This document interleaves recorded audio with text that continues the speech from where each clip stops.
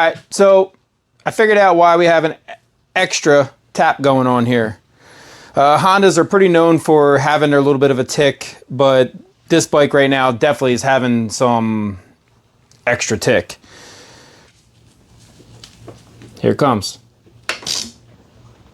Like I said, it's difficult to show, but that little knock in there, you know, when you have RPMs happening, it's going to sound like a loud tap.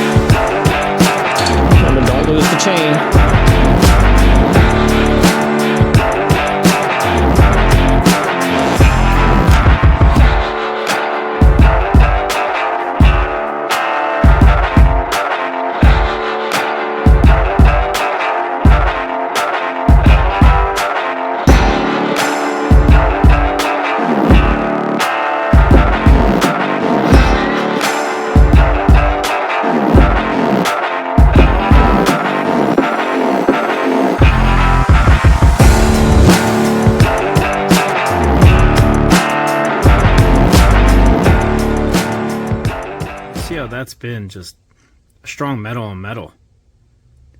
And if I tilt it, I mean, look at that, man. This is honestly supposed to have a little bit of a hump to it. It's gone. It's incredible. I haven't seen rockers this worn ever. Definitely high mileage parts here. So you can really see how that, I mean, they've just been grinding each other away, slowly but surely. And the rocker. Now this, you can really see the difference. So you can see, if you just kind of watch the lighting, just nice and smooth.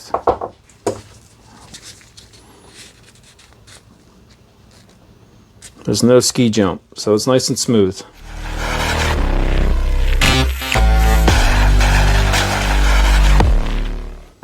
Alright, now we're going to reassemble the rockers. I took the shafts, I put new O-rings on them. Might as well do it now. When you put these in, you may kind of think like, wait, how do you know which way, if you take them both out, how do you know which way? It's pretty self-explanatory. They only really go in one way. So you can see the adjustment, the rocker.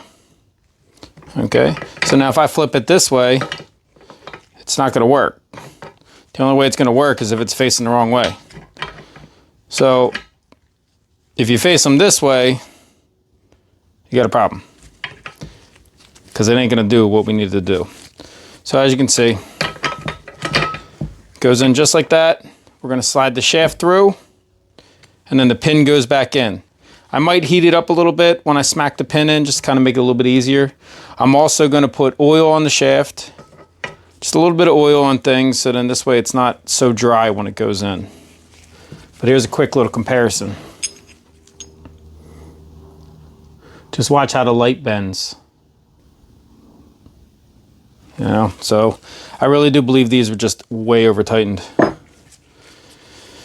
right, let's get into it.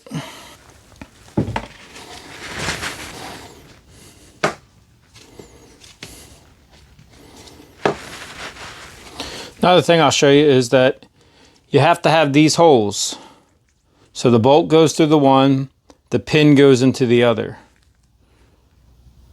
So when you slide this in, you'll turn it, so that can happen.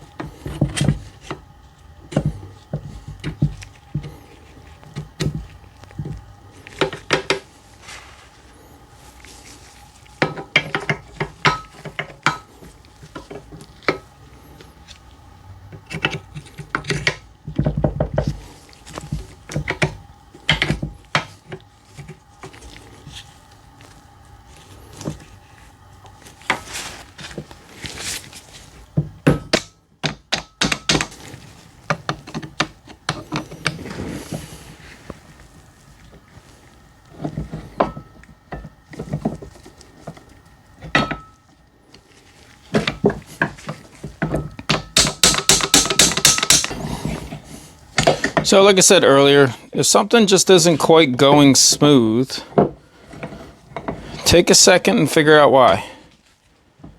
You know, before I'm just beating the hell out of this, trying to get it in. Get it in.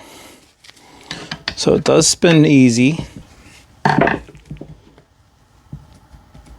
So what I think might be the problem is there might be a little mar on it.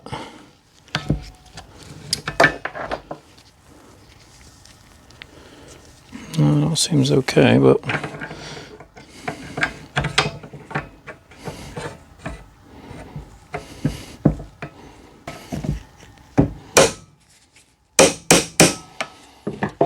maybe they're vice versa.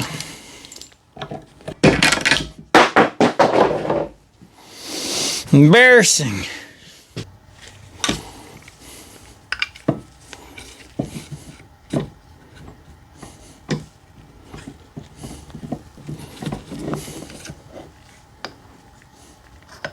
So I'm going to swap them.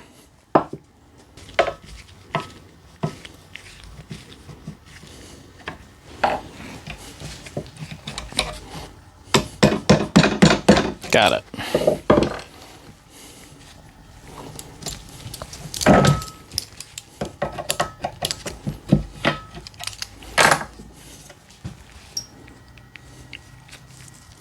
So one is longer than the other. I didn't quite notice that. Didn't quite pay attention to that. Thought they was both the same. So let's take the long one and put it where it's supposed to go.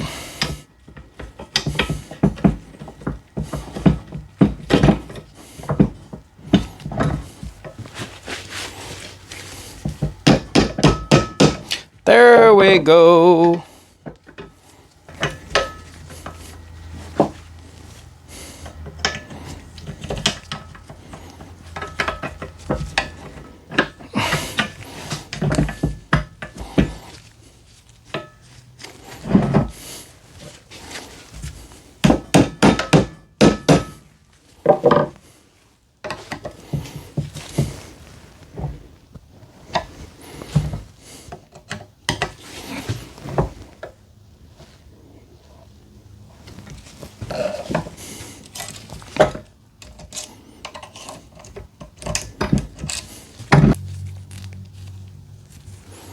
So what I'm going to do is I'm going to clean those.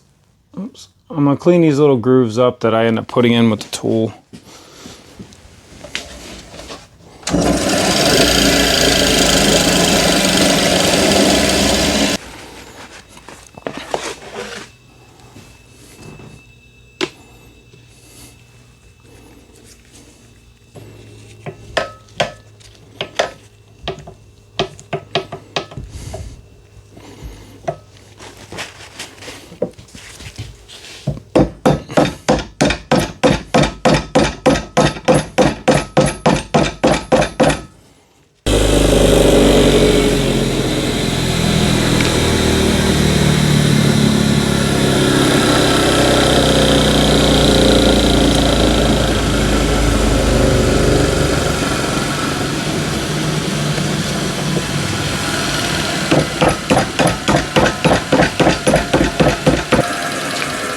And there we go. Got brand new rockers in. Pins are in. It's not too terrible a job. Sometimes it really can be a pain in the ass, but this one wasn't bad at all. Let's get her installed on the bike. All right, so I just want to show that, have a little bit of the assembly ready. So I have the cam, we have the sprocket on, make sure it says out, and then what you'll see is the little timing marks right there by my thumb. Timing mark there, and there's one right on the other side. We'll install it both lobes facing down. Okay, so we're not on the intake or the exhaust, because the timing is still top dead center. All right, we put the rockers on. I cleaned up all the gaskets. I put in the That is so when you go to kickstart it, it actually releases a little bit of compression to make it a little bit easier. And then I put on the oil line. It's not exactly where it needs to be, but I know it's going to be where I know I won't be able to put this bolt in because of where the frame is. So I had to get this on. It's a little snug. I can still adjust, and then we'll cinch it down from there. I still have all my bolts in order. I cleaned them up, all that shitty ass gasket maker off there. And then I put a little bit of anti-seize. A little bit of anti-seize on each one, just so we don't get that aluminum oxidation that's gonna make them stick together for the next time we gotta do this job. And then I'm gonna put this gasket maker on there. I know, oh my God. This stuff is really good stuff. I wouldn't use it if it didn't work. It's a little pricey, especially compared to the cheaper stuff that was on this one. Every time I've used this, I haven't had one issue. You apply it on. I'll do a little bit of a thicker layer. I was careful in the vise. I'm sure that freaked out maybe a couple people, but I was careful in the vise. I mean, I did do metal on metal, but I really wasn't cranking it down. But I really do like this stuff. If they want to reach out and sponsor, that'd be cool. Gonna apply it a little bit on this, but more on the head, on the engine. But first, we're gonna put the cam in. I did inspect the cam chain. The cam chain is in very good shape. So we'll do the cam, then we'll do the gasket maker, then we'll put in the bolts. And then we'll kind of let it set a couple minutes, and then we'll crank it down. All right. So I got the new cam. I put oil on it so it's not dry. We want nothing dry in here. Now I'm going to cut the zip tie I had holding the cam chain. Don't drop it. Remember, we want the lobes down. Get the cam chain over the bearing. We'll kind of get it all set once we get it in place. Alright, so I got the cam dropped down. I'm going to make sure that the lobes are both down. Alright, so the cam chain's on. But what I'm going to do is I'm going to really fine tune those markings. They're going to line up with this part of the block right there. So I'm going to turn the camera so you can see it, and we'll get that timing adjusted.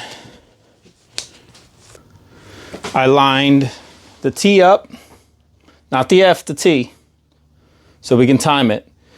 I took my ratchet, I zip tied it, so this way it stayed in place because it wants to float a real little bit.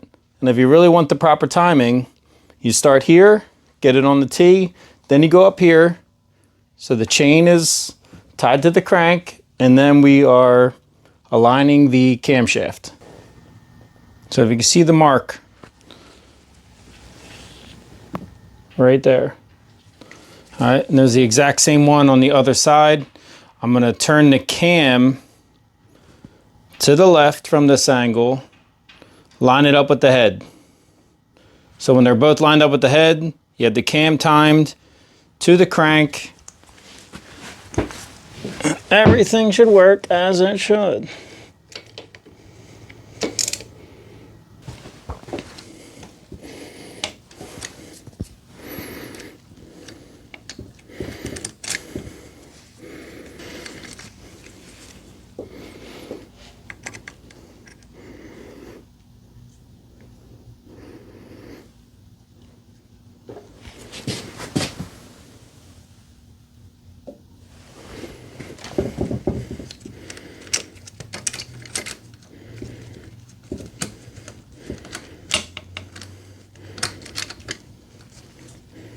But we have the marking down there now.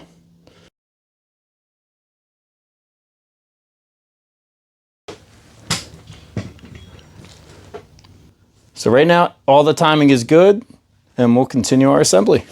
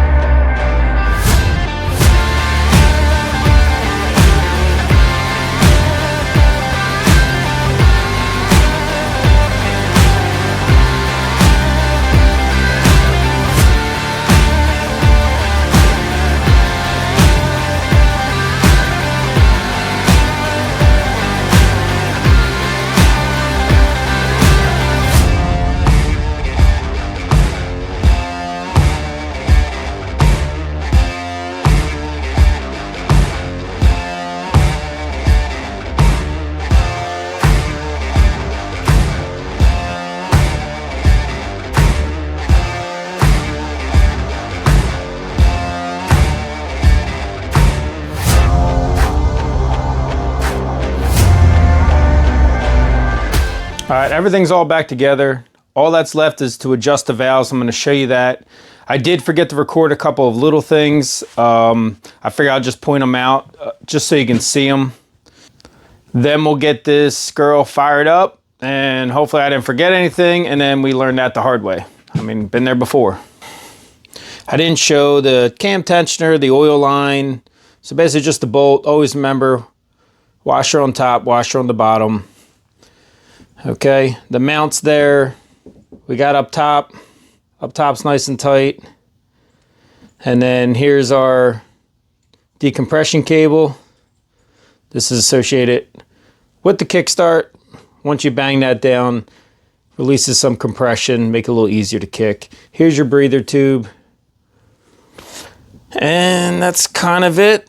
So let's do the valves and get ready to fire up. Now, I have showed this before in a previous video. That's how we really came across this whole having an extra tap issue.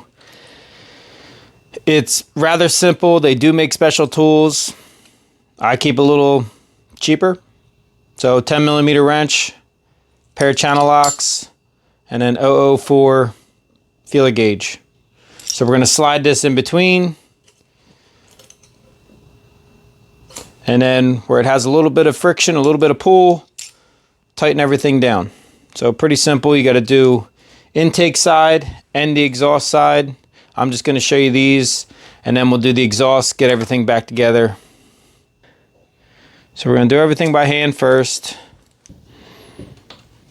So being that these are brand new, I may have to come back and do this again, maybe after the first full day out.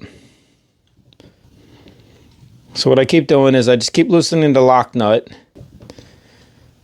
turning the pin clockwise. That continues to make contact. So see there, it's pinched. It's a little too tight. I like a little bit of drag.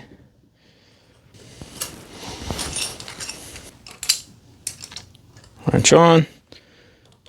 Pliers in place. Hold the pliers. Turn the wrench. You're going tight. And then about 1/8 of a turn, 1/4 of a turn.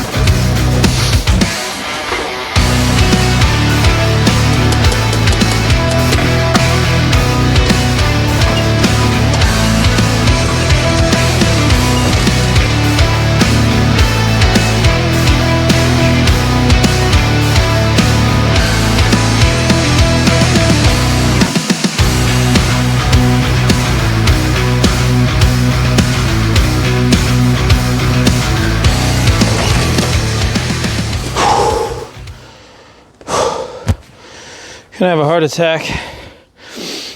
I just think it doesn't have fuel. Let's try without the choke on. Whew.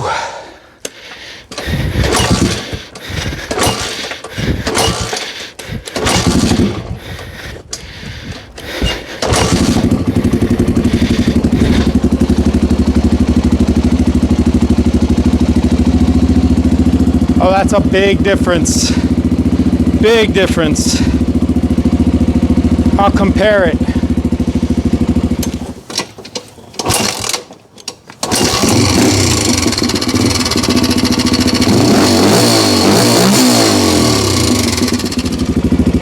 Whew. Sorry for huffing and puffing there. It's been cold out, it's been sitting. This truthfully has been a video that's taken me a couple months just because I've been so busy with work and stuff. But there you go.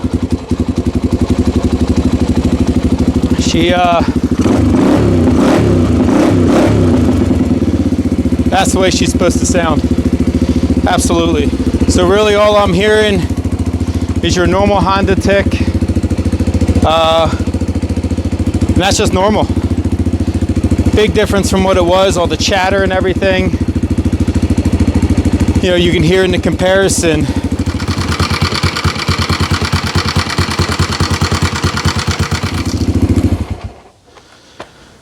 Well, that's another step done. What I would like to say is, you know, every little thing can be a challenge. You just take it one step at a time. And, you know, I know this isn't the hottest cream of the crop type of bike, but it's still an ATV. Let's keep them going. And just doing a little thing like that, I think that cost me about 50 bucks, maybe 70 bucks, and just some time. And now the bike is running better, sounds a lot better.